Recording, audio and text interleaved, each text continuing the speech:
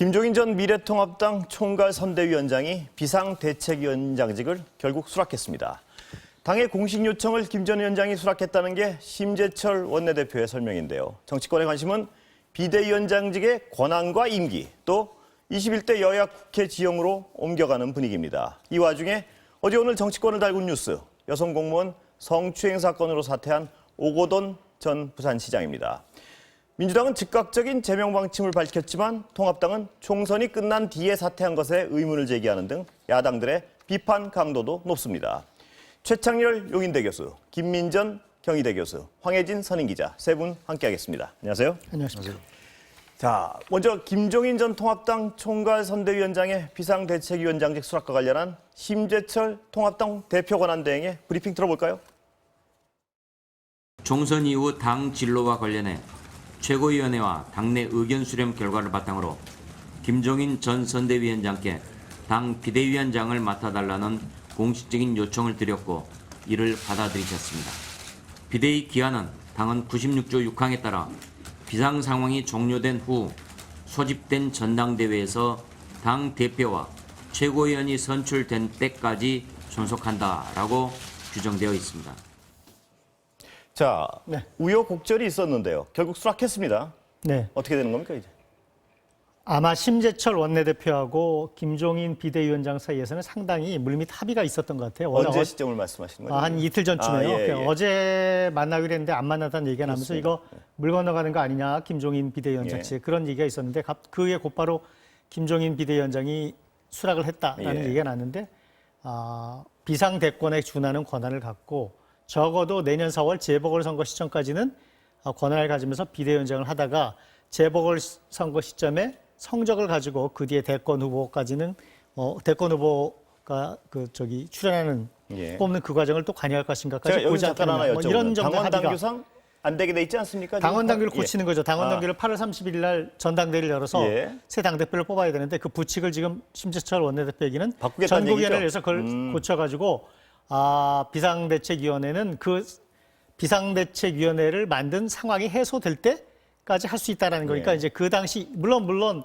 여기서 이제 나중에 분란이 생길 가능성이 있죠. 이게 해소가 되느냐 안 되느냐. 그런데 지금 김종인 전 선거대책위원장이 받아들인 걸로 봐서는 김종인 전 위원장 쪽에서 나오는 얘기들은 비상대권을 받고 상당한 기간을 하고 그 상태의 조건이 관철이 됐기 때문에 받는다. 이런 얘기가 나오고 있어요. 자, 전권을 원래 달라고 요구했었단 말입니다. 그렇죠. 전권을 받은 겁니까? 지금 분위기가 뭡니까, 이게? 심재철 대표, 원내대표, 지금 대표 권한대행과 김종인 전 선거대책위원장 사이에서는 전권을 주겠다라는 게 합의가 된 거예요. 그렇지 않으면 안 받았겠죠. 이제 물론 당내에서 계속 반발이 있죠. 특히 차기 당권 이런 걸 노리는 조경태 지금 최고위원장 이런 분들은 굉장히 반발하고 있죠.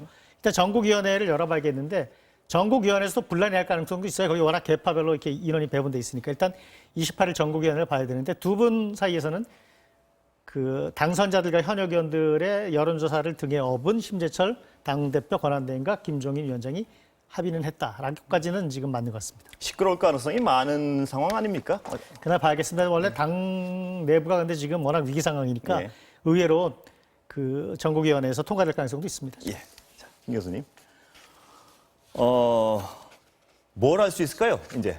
네, 김종인 정권을 위원장이. 받았다 이렇게 말씀하셨는데요. 그 정권이 과연 무엇인가 이것에 대한 규정은 없다 이렇게 얘기할 수 있고요. 다만 강한 비대위를 하겠다, 이런 의지의 표명이다 이렇게 얘기할 수 있을 것이고요.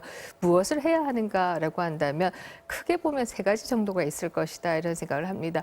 첫 번째는 이번 선거에도 그렇고 지난 선거에도 그렇습니다만 통합당이 계속해서 또 통합당의 전신이 선거에 4번 연속 진 이유가 어디에 있는가를 본다라고 하면 결국 공천을 제대로 잘 못했다라고 하는 것이 큰 이유다 이렇게 얘기할 수 있을 것이고요.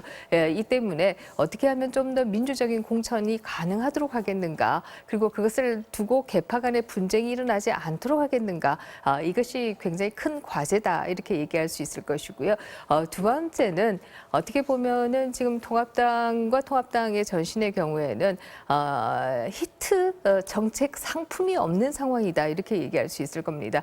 이번 선거 과정에서도 결국 넣은 모토라고 하는 것은 뭐 윤석열을 살리느냐, 경제를 살리느냐, 뭐 이 정도였다 이렇게 얘기를 할 수 있고요. 정확하게 우리가 되면은 어떤 경제 정책을 하겠다 이런 것들에 대한 히트 상품을 아직 만들지 못했다 이렇게 얘기할 수 있습니다. 그렇기 때문에 그런 정책을 만들어내는 것이 굉장히 중요하다. 이것을 민주당과 비교해 보면 2010년 지방선거 이후에 민주당의 경우에는 그 당시에 무상급식을 비롯해서 복지라고 하는 굉장한 히트 상품이 있었습니다. 그러나 그렇지 않기 때문에 이것을 어떻게 만들 것이냐라고 하는 것이 중요하다 이렇게 얘기 드릴 수가 있고요. 세 번째는 결국 2007년 대선 이후에 친이와 친박 간에 있어서의 계파 갈등이라고 하는 것 이것을 어떻게 그야말로 극복해낼 수 있겠는가 하는 것이 중요한 과제다 이렇게 봅니다. 예. 자, 이제 정권 말씀하시니까 최 교수님 여쭤보기 전에 잠깐 그동안 비대위원장이 권한과 임기 가지고 많이 얘기를 했었는데요. 김종인 위원장 얘기를 잠깐 듣고 가겠습니다. 준비되어 있습니까? 전제가 된다면 진짜 그건 할 수가 없어요. 내가 조금 전에 말씀드린 대로 다음 대선을 어떻게 끌고 갈 거냐 하는 그 준비가 철저하게 되지 않고서는 지금 비상대책위원회를 만드는 의미가 없어요. 자, 최 교수님. 정권을 지금 받았는지 어떤지는 정확치는 않지만 뭐 어느 정도 강한 권한을 받은 건 맞은 것 같습니다. 어떻습니까? 뭘 해야 됩니까? 아까 똑같은 질문인데. 비상대책위원장이 사실상 대표 역할 아닙니까? 예. 당연히 정권이 주어지겠죠. 예. 근데 이제 정권을 주어지는데 개념을 이제 관리용 비대위로 가느냐 예. 아니면 혁신 비대위로 가느냐 이 차이인 것 같아요.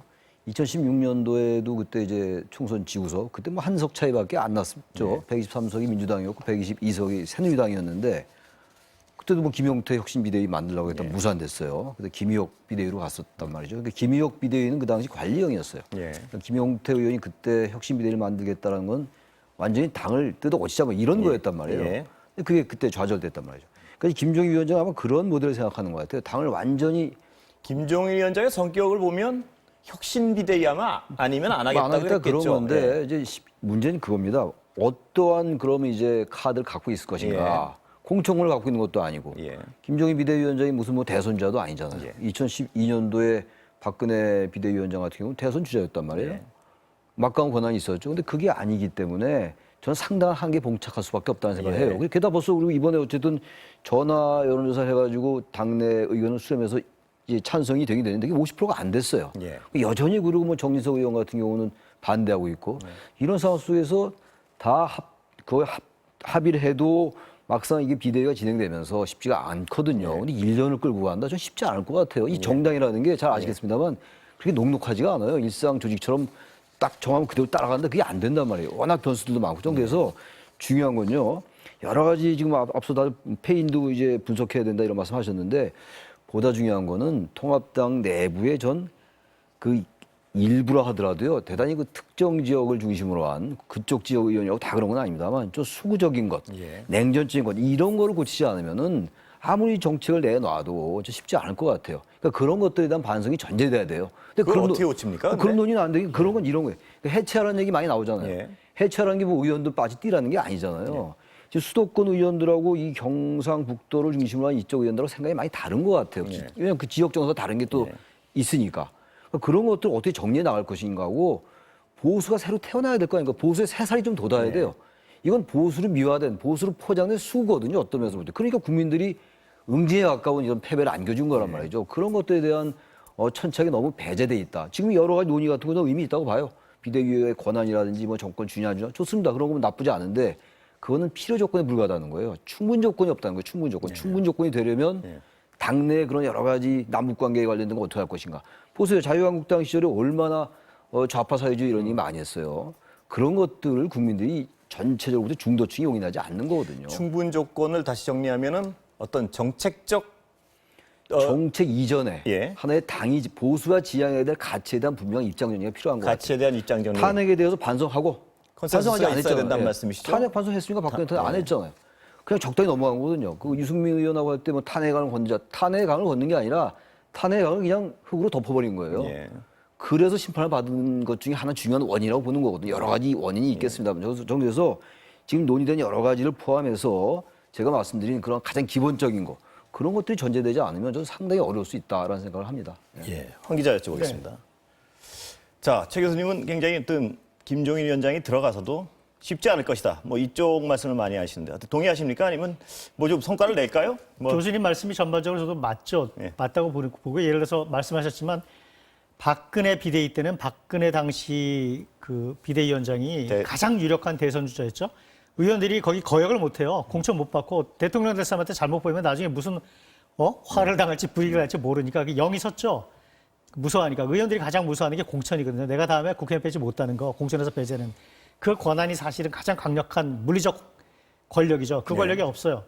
남은 권력은 당대표로서 여러 가지 인사권, 그다음에 뭐 당원 당규, 또 사람을 영입하는 뭐 그런 권한이 있겠죠. 그래서 예를 들어서 제 상상인데 이런 겁니다. 예를 들어서 그 당대표 인사권을 행사해서 뭐 사무총장이니 뭐니 이런 쪽에서 이미지가 좋고 좀 덜 수구적이고 아주 영남 지역에 좀 이렇게 편벽한 뭐 영남 지역 의원들이라고 다 수구적인 건 아니죠. 그건 물론 그 안에도 여러 가지 편차가 있지만 그 영남의 강경한 보수 의원들의 이미지가 너무 강하니까 그런 의원들을 당직에서 배제하고 그러면서 새롭게 좀 이렇게 통합적이고 중도적이고 수도권의 젊은 층들이나 또 이렇게 좀 그 태극기적인 메시지, 극우적인 메시지에 식상한 유권자들을 모을 수 있는 그런 메시지를 매일매일 발산하면서 예를 들어서 그러면서 당 이미지를 좀 개선해 가면서 예를 들어서 당 지지율이 쭉 오르고 여당이 무슨 실수를 해서 지지율이 떨어지고 그런 상황에서 중요한 보궐선거에서 큰 승리를 한다거나 그럼 동력을 받을 수 있죠.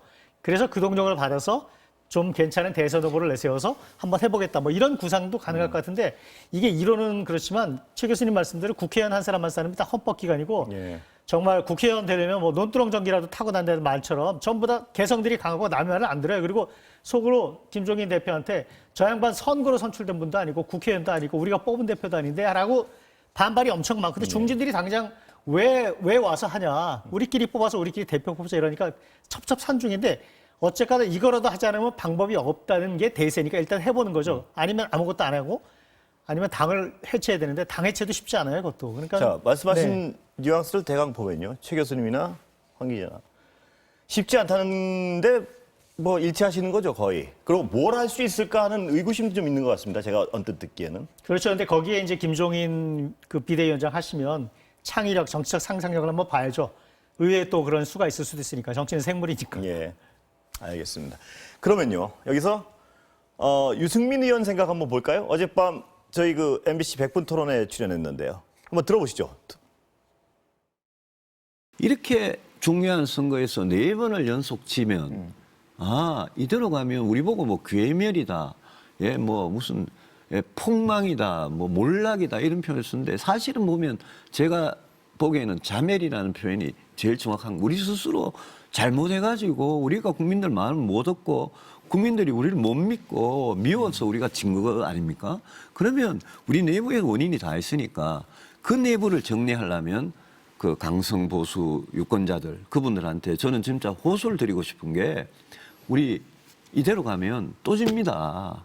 강성, 과거의 낡은 보수, 올드 보수가 소중하게 생각하던 그런 정신이나 가치나 그런 걸 이제 아주 막 마음 깊이 갖고 계시는 평생 갖고 계셨던 분들 그런 분들이 보수 야당을 어느 정도 버텨주신 거는 맞아요. 맞는데 그런 분들이 지금 총선 결과를 보고 지난번 지방선거 결과, 대선 결과를 보면서 계속 지니까 저희들 안에서 보수가 진짜 권력을 집권을 해야 되겠다는 그런 권력 의지가 있으면 그러려면 진짜 뭐 영국 보수당처럼 우리가 이기기 위해서는 변하지 않으면 안 된다라는 것을 우리 보수 야당을 지지하는 이 국민들 사이에 공감대를 갖고 그분들 동의를 받아내는 게 굉장히 힘들고 중요한 일이라고 봅니다. 자, 황 기자. 강성 보수와 헤어져라. 뭐 이 얘기로 요약이 되는 것 같은데요. 그 노선에서 벗어나는 얘기인데요. 강성 보수하고 헤어지기가 쉽지 않습니다. 예를 들어서 탄핵 이후에 보수당이 굉장히 보수 야당이 어려울 때 사실은 강성 보수의 지지와 그 성원에 엄청 의지를 했거든요. 그래서 박근혜 전 대통령 탄핵 당시에 15에서 18%, 많게는 20%가 끝까지 탄핵에 동조를 안 했어요. 그게 강성 보수죠. 뭐 그 좀 고령층의 반공주의 이데올로기에 굉장히 강렬한 향수를 갖고 계신 분들, 또 지역적으로 특정 지역의 그 영남 지역을 중심으로 한 뭐 보수 세력들 이런 분들인데 그런데 이분들이 사실은 이분들에 따라가면 더 이상 확장이 안 되죠. 정권을 못 잡아요. 늘 지지율 20% 이하짜리 정당밖에 그렇습니다. 못 하거든요. 평생 야당. 그 딜레마인데 그분들한테 지금 유승민 의원이 좀 놔달라. 우리가 정권을 잡는 걸 보고 싶으면 좀 지켜봐달라고 호소하는 것처럼 들립니다. 근데 예. 상당히 쉽지는 않죠. 자, 그러면 지금 혹시 네. 유승민 의원 같은 경우에는 김종인 비대위 체제에 대한 입장은 아직 안 나와 있죠? 반대하는 거죠, 지금. 아. 네이버에서 해결하자. 예. 비대위원장이 와도 뾰족한 수가 없다고 보는 분이에요. 지금 유승민. 두 분하고 같은 비슷한 그런 견해죠? 뉘앙스죠. 그러니까 우리끼리 해서 노선 정리하고 우리끼리 해서 지금 뭐 원해지구당 위원장, 낙선자들, 당선자들 다 모여서 토론한 다음에 우리가 뭐가 틀렸는지, 뭐가 잘못됐는지, 뭐를 해야 되는지를 결정하고 비대위를 하든지 전당대회 하자는 게 유승민 의원 얘기죠, 지금. 대략적으로 동의하시는 거죠? 그 방향성에 대해서는 어떻습니까? 그렇죠. 저 당이 지지를 넓혀서 외연을 넓혀서 정권을 잡으려면 이 상태의 지지기반 가지고는 안 되죠. 그런데 사실은 또 의원들 입장에서는 저게 내 표거든요, 당장. 저 표를 버릴 수 없는 거죠. 예. 김 교수님 어떻습니까? 이 유승민 의원 말대로. 네, 뭐 상당히 일리가 있는 말이다. 우리 스스로 자멸한 것이다라고 하는 것은 뭐 굉장히 맞는 말이다 이런 생각을 합니다. 예. 우리가 20대 총선이나 이번 총선도 마찬가지인데요. 사실 선거 초반만 해도 모두가 야당이 그 당시는 여당이었죠. 그 당시에는 뭐 새누리당에게 또 이번에는 통합당에게 좀 더 유리한 것이 아닌가 하는 그런 국면이었습니다. 그런 국면 가운데에서 이제 소위 말하는 당권을 가진 쪽에서는 욕심을 내고 그러면서 소위 공천 파동이 난 것이다 이렇게 얘기할 수 있을 것이고요. 2016년의 경우에도 그 당시의 선거 예측은 여당이 160석 이상 할 것이다라고 하는 예측 가운데에서 결국 뭐 옥새 들고 나르샤에 이렇게까지 공천 파동이 일어났던 것이 사실이고요. 이번의 경우에도 문재인 정부에 대한 심판 여론이 상당히 높은 가운데에서 2월 중순까지 갔는데 그런 가운데서 공천을 하면서 소위 뭐 호떡 공천이라고 얘기하죠. 이렇게 엎었다가 저렇게 엎었다가 이것이 뭐 또 전국 비례대표 의원 후보들의 경우에는 완전히 판가리도 하고요. 뭐 이러는 가운데에서 결국 민심이 떠났고 그런 가운데에서 제대로 된 선거 이슈를 제기하지도 못했다라고 하는 게 아마 이번 선거의 가장 큰 패인이다 이렇게 얘기할 수 있을 겁니다. 그렇게 본다라고 하면 사실 자멸했다라는 말이 맞는 것이고 그럼 그에 대한 대안은 무엇이냐라고 한다면 결국 누가 대표가 되어도 없지 못하는 공천 제도를 만드는 것이 또 그리고 누가 어떤 뭐 선거에 좋은 환경이 만들어져도 공천권을 좌지우지하지 못하도록 하는 것이 그것이 대안이다 이렇게 얘기할 수 있을 텐데요. 유승민 의원의 얘기 가운데서 일부 맞지 않는 부분 중에 하나는 강성 보수께서는 우리를 놔달라라고 얘기하시는데 사실 이번 공천을 보면 그분들은 태극기 세력이라고 하는 분들은 사실 배제되어 있었습니다. 그래서 따로 뭐 정당들을 다 만들었지요. 그렇기 때문에 그분들 때문에 졌다라는 식으로 몰고 가는 것은 그것도 또 정치적인 뭐 언사이지 그것이 정확한 사실은 아니지 않는가 하다 못해서 박근혜 전 대통령의 편지를 들고 나타난 유영화 변호사조차도 공천을 못 받지 않았습니까? 그렇게 본다라고 한다면 이것이 태극기 세력 때문이다. 물론 저는 전반적으로 훨씬 더 합리적인 보수로 가야 되고 정말 자유를 존중하고 인권을 존중하는 보수로 가야 된다고 생각합니다만은 그럼에도 불구하고 이번 선거가 강성 보수 때문이다 이렇게 얘기하는 것은 저는 조금 잘못된 얘기일 수 있다고 이 부분에 대해서 생각합니다. 약간 논란이 있을 것 같은데 최 교수님 어떻습니까? 논란까지는 아닌데요. 뭐 저는 이제 상당히 동의를 하면서도 친박 신당이나 우리 공화당으로 떨어져 나갔단 말이에요. 아주 강성 보수죠. 전 사실 강성 보수란 말도 잘 안 맞는 것 같아요. 잘못된 수구 냉전 세력이다라고 표현하고 싶은데 저 개인 생각입니다만. 근데 중요한 게 자유한국당 때 미래통합당 되기 전에 또 황교안 대표가 어땠습니까? 특정 종교의 특정 목사에 기댄 듯한 모습들 그리고 사실상 굉장히 이 친박 신당이나 우리 공화당과 크게 다르지 않아 보이는 그때 뭐 친박 신당이나 우리 공화당이 안 나왔을 때입니다만 그런 모습이 많이 보였기 때문에 유권자들의 추억 속에는 그게 많이 남아 있는 거예요. 공천은 안 됐더라도 공천도 굉장히 중요해요. 김 교수님 말씀처럼 공천도 이번에 많이 실패한 부분이 있어요. 근데 사실 그렇게 따지면 민주당도 실패한 부분이 많이 있거든요. 항상 공천 잡음이 있기 마련이거든요. 그러니까 다 중요한 것들이고 일단 패배했기 때문에 패인이 무지하게 많죠. 이게 왜냐면 그런 얘기가 안 나오는 건데 저는 그래서 본질적으로 계속 주장하는 게 이 미래통합당이 완전히 자유한국당 시절에 그러한 이 잔재를 못 버린 거예요. 미래통합당이라고 하면서 중도 통합을 했던 거 아닙니까? 그래서 이제 합리적인 보수의 색깔을 수혈을 했던 건데 유권자들의 추억 속에 남아있는 거예요. 저는 그래서 계속 얘기하는 게 이번에도 보니까 자유한국당 그리고 미래통합당으로 가면서 탄핵에 대해서 적폐수사가 있었잖아요. 문재인 정부가 출범하고. 그리고 난 다음에 그게 적당히 넘어간 거예요. 아까도 똑같은 말씀 드렸습니다. 근데 그게 유권자들이 절대 넘어가지 않아요. 왜 우리가 민심이 무섭다고 얘기하냐면은 우리 유권자들이 다 민심 이렇게 생활에 이제 종사하고 이러면서도 결국은 이상하게 선거 때 뭔가가 나타나요. 그 상황에서 우리가 유권자들은 위대했다, 뭐 국민들의 선택은 절묘했다 이런 말 하는 거 아닙니까? 이번이 바로 그런 거예요. 저는 그래서 저도 사실은 여당이 이기긴 이기는데 좀 조금 이길 것이다 이렇게만 예상했거든요. 근데 이렇게 큰 차이가 일반적인 예상이었죠. 그럼요. 그러니까 아무도 못 맞추는 거예요, 이것도. 그만큼 여전히 뭐 평론하는 사람들 저 포함해서 많은 분들이 국민들의 민심을 모르는 거예요. 그 민심이 뭐냐? 탄핵 이런 거 정리하면 안 된다는 거예요. 그러니까 아까 우리 황 국장 말씀처럼 보세요. 지금 긴급 재난지원금 이따 얘기가 나올 것 같은데 그런 것들 할 때 달라진 모습을 보여줘야 되는 거예요. 그리고 남북관계 같은 거 나올 때 보다 전향된 모습들. 그럴 때 보수가 바뀌는 겁니다. 그럼 영남도 저절로 바뀔 수 있을 거예요. 그게 해체라는 의미예요. 해체라는 게 다 짐 싸고 집에 가라는 게 아니라 그러니까 수도권 의원들과 영남 의원들이 분명히 좀 결이 다르잖아요. 이 결을 갖지 못하면 헤어지는 게 맞는 거예요. 그래서 중도층을 끌어들이면 영남도 고립되기 때문에 영남 의원들 다 그런 건 아닙니다만 그분들도 바뀔 수 있다 이런 얘기예요. 근데 그런 논의를 하지 않고 정권 달라 비대위 기한이 언제까지나 과거하고 문법이 똑같아요. 완전히 폭망한 거나 마찬가지인데 180대 103이면 거의 과정에서 말하면 거의 2배 차이 나는 거 아닙니까? 근데 여전히 방식은 처방은 독감 걸린 사람이 감기 걸린 거와 비슷한 처방하는 거예요. 제가 말이 좀 과격할지 모르겠는데 그게 안 되면 백약이 무효다. 좀 심하게 말씀드립니다. 그런 저의 개인적인 생각입니다. 자, 최 교수님 아주 강하게 말씀하셨는데 황 기자 보시기엔 어떻습니까? 더 붙일 말씀이 혹시? 정답을 다 아시거든요. 근데 지금 정답이 다 나와 있어요. 왜 졌는지 다 알아요. 근데 그 왜 못하느냐? 그 표밭하고 헤어지지 못하는 거죠. 왜냐하면 지금 의사결정권을 가진 현역 의원들이 굉장히 보수, 강경보수세가 강한 영남 지역원들만 딱 살아남고 수도권 의원들도 떨어졌어요. 더 어려워진 거예요. 그러니까 굉장히 어려운 상황인데 그렇기 때문에 비상대책위원회를 하는 거고 그래서 김종인 전 위원장이 선거대책위원장이 비상대책위원장을 맡으시면 상당히 이제 큰 짐을 맡으신 거죠. 거기서 실패하면 본인이 또 엄청난 비난을 받을 수도 있어요.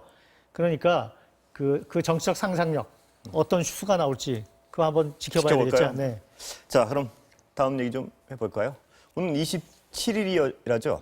민주당이 윤리심판원 회의를 열고 오전시장 제명 논의에 착수한다는데요. 관련해 이인영 원내대표는 아침 당회의 때 이런 약속했습니다. 들어보시죠.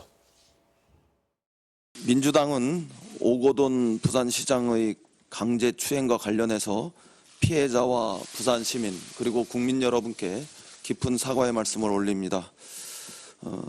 한없이 무거운 책임감을 느끼면서 최대한 빨리 윤리위원회를 열어서 납득할 만한 단호한 징계가 이루어지게 할 것임을 분명하게 약속드립니다. 자, 가장 큰 논란은 민주당은 몰랐다 이거 아니겠습니까? 지금 민주당 측 주장은 전혀 어떤 미루라 이런 얘기는 한 적이 없다 절대. 어떻습니까? 이 사태 전개 방향에 대해서 김 교수님 보시기에. 네, 뭐 사실 그 부분에 대해서는 제가 100% 민주당은 몰랐는지 알았는지를 얘기하기는 어렵다 이런 생각을 합니다. 다만 이 성추행 사건이 일어나고 난 이후에 부산시장직을 사퇴할 때 한다라고 하는 공증을 받았다는 거 아니겠습니까? 다만 그 사퇴는 선거 이후에 하겠다라고 얘기를 했기 때문에 야권에서는 왜 그 당시에 사퇴를 안 하고 선거 이후에 사퇴를 하는 것이냐, 이 과정에서 정치 공작은 있었던 것이 아니냐, 혹은 당 지도부에 대해서는 여기에 몰랐느냐, 뭐 이런 의문을 제기하고 있는데요. 이 부분에 대해서는 뭐 우리가 전혀 알지 못하는 상황에서 그렇습니다. 없었다, 있었다 얘기하기는 다 어렵다 이런 생각을 들고요.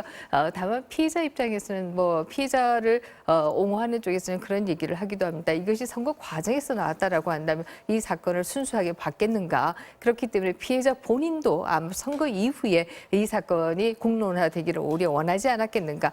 이런 주장도 나오고 있어서 그 주장도 또 뭐 상당한 일리가 있는 것도 사실이다 이렇게 생각을 하고요. 지금 말씀하신 질문에 대해서는 또 시간이 좀 더 가봐야 무엇이 정답인지 알 수 있을 것이다라는 생각을 합니다. 최 교수님 어떠십니까? 이 처리 방식, 뭐 지금 민주당 즉 제대로 처리하고 있는 건가요? 절차가 보시기에 어제 보도가 어제 됐죠. 예. 근데 역시 쟁점은 이제 오거돈 시장에 대한 비난 이건 다 이제 엄청나게 많이 있었으니까 여기서 그 얘기는 별로 의미가 없는 것 같고.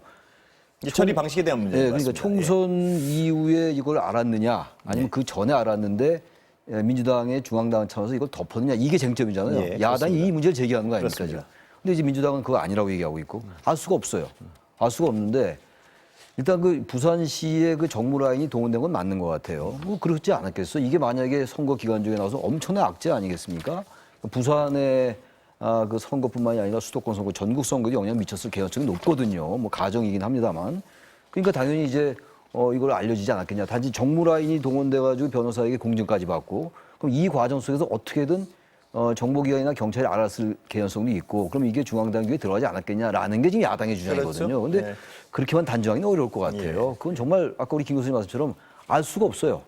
근데 제가 볼 때는 글쎄요, 이거 지금 윤호중 사무총장이 모른다고 얘기했지 않습니까? 그리고 이 지금 부산시에서 동원돼가지고 철저히 중앙의 차원에서 모르게끔 할 그런 많은 대책을 강구해 놨을 개연성이 높아요. 그런 면이라면은 중앙당이 모를 가능성이 높죠. 예. 근데 뭐 야당이 이렇게 주장하고 있으니까 일단 그건 좀 더 시간을 두고 봐야 될 것 같습니다. 알겠습니다. 황 기자님도 물론 모르시죠? 지금 팩트는? 확인된 팩트는 이겁니다. 예. 야당은 당연히 의심을 하죠. 야당이 의심할 만합니다. 그거는 뭐 상식적으로 선거에서 악재가 될까봐 민주당, 중앙당이 알았는데 덮은 거 아니냐라는 의심을 합리적으로 합리적 야당은 의심을 뭐 할 할 수 수 있죠. 있죠. 당연히. 예. 당연히. 근데 이제 지금 저희가 이제 확인된 팩트는 민주당, 중앙당은 기자회견하기 1시간 전에 보고받았다. 윤호중 사무총장님. 그 당시에는 그렇죠. 무슨 얘기 때문에 기자회견을 하고 사퇴하는지 몰랐다. 30분 뒤에 그런 일인 줄 알았다. 라는 게 이제 말이죠. 그게 이제 거짓말이 진짜인지 모르지. 민주당 그렇게 얘기하고.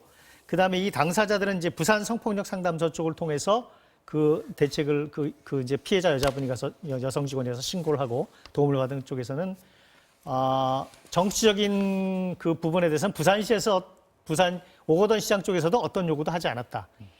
우리도 어떤 요구를 한 적이 없다.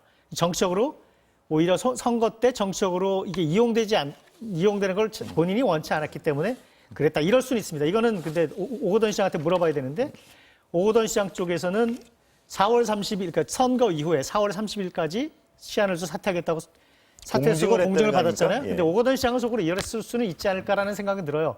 되도록 이걸 덮어서 선거에 영향을 미치지 않게 민주당의 피해를 덜 가게 하고 그 사이에 피해자 여자분을 어떻게 좀 설득해서 덮어볼까라는 생각에 말미를 줬을 가능성은 있죠. 그것도 확인은 안 되지만 가장 그게 뭐 그렇다는 가능성이다. 어쨌든 피해자 여성 본인도 가장 중요한 거는 성추행을 한 가해자가 처벌을 받고 제대로 사퇴하는 거가 제일 중요하다 이런 말씀이고 그런 의미에서 제가 보면은 그 부산시 정문 라인들이 총동원돼서 이게 새나지 않게 막으려고 노력을 했을 겁니다 아마. 그러는데 중앙당이 알았는지 어쨌는지 그거는 나중에 일단은 그 자체로는 어떻습니까? 도덕적 비난의 여지가 있습니까? 없습니까?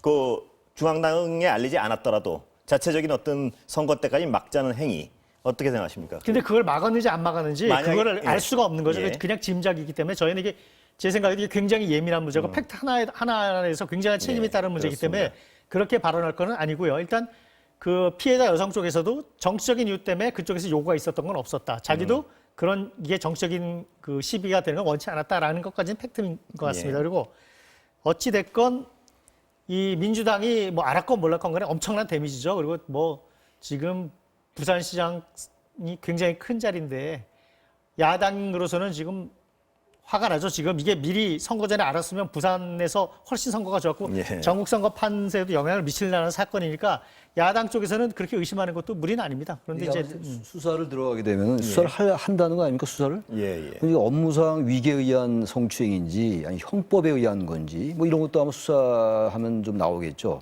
그러니까 수사 과정에서 틀림없이 이게 중앙당 차원에서 총선 전에 알았느냐 몰랐느냐 그 부분도 나올 수 있을 것 같아요. 예를 들어 이런 거죠. 관계자들 휴대폰 포렌식해서 압수수색하면 중앙당 관계자들이랑 뭐 문자 주고받은 게 있든지 연락한 게 있든지 이런 거 수사를 하면은 나올 수도 있겠죠. 수사를 봐야죠 일단. 그 이전에 말하는 건 아주 굉장히 위험한 일인 것 같습니다. 그렇습니다. 상당히 민감한 문제고 이 팩트는 지켜보겠습니다. 어떤지.